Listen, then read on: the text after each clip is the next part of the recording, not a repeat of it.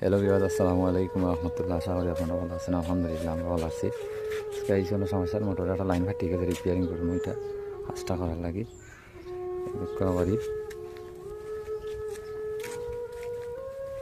এটা আমরা লাগা বাড়ি ধরছে। এটা সূর্য বাড়ি হয় নাকি, বাড়িটার নাম সূর্য বাড়ি।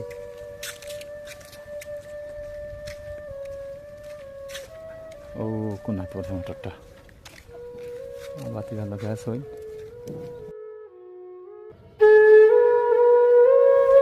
কাজটা গত 1.5 বছরই যা কাজটা আমিও করছি। ইলেকট্রিক্যাল কাজ, সিমেন্টারি কাজ, এটা কাজ আমি করছি। এখানে এরকম করছি 1.5 ইঞ্চি লাইন টেট হয়ে গেল।